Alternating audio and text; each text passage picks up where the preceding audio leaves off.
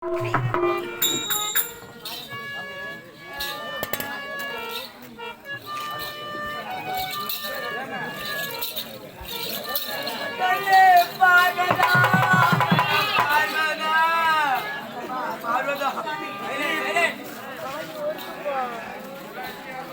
பிச்சை எடுத்து கொடுத்தாயே, அந்த பிச்சை நான் ஒன்றாகிலும் என்னுடைய பசி தீரவில்லை பார்த்தால் என்னுடைய பசி தீரவில்லை அடி பார்வதா.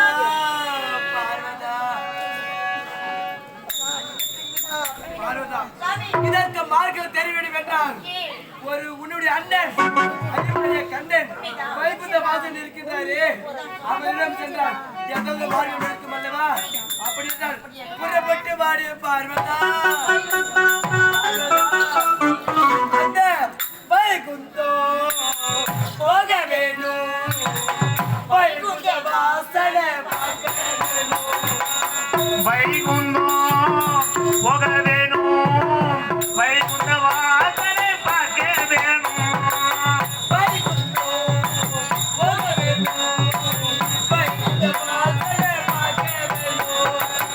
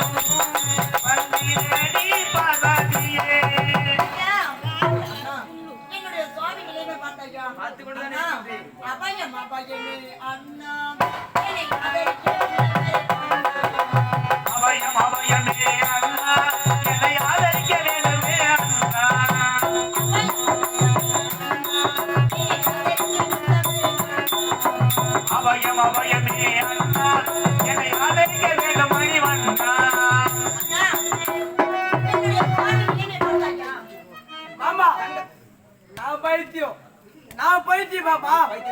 நீயும் பைத்தியம், நீ பைத்தியம் பாபா. இங்க உக்காடிக்கிறாங்க பாரு, இவங்க எல்லாருமே பைத்தியம் மாமா, பைத்தியம். என்ன செய்வது?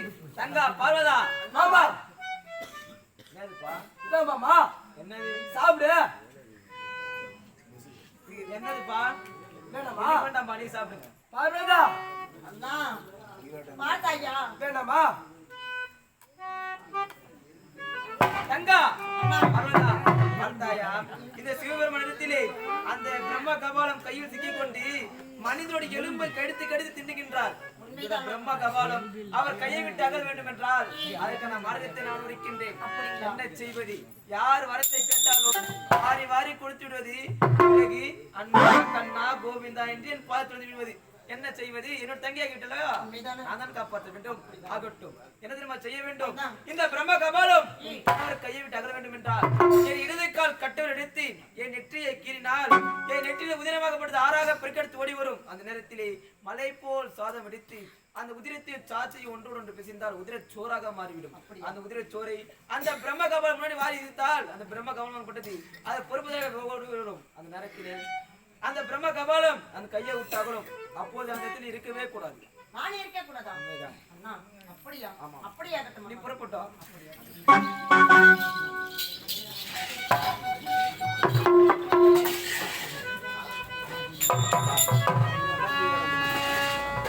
வைத்துறான் மாமா, குடித்து மாமா.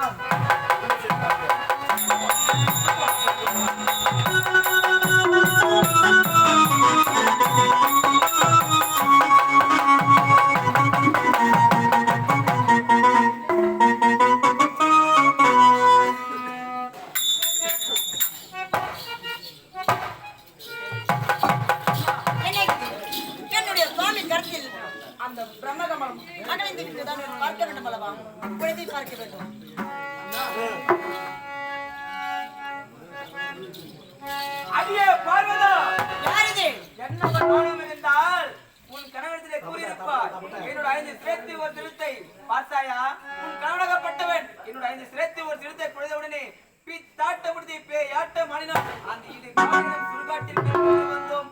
அவன் பித்துவை அடையவில்லை. அடியே பார்வதா, முக்கன் படைத்த பரம கடவுள் அந்த ஈஸ்வரனுக்கு அப்பேற்பட்ட நிலைமை.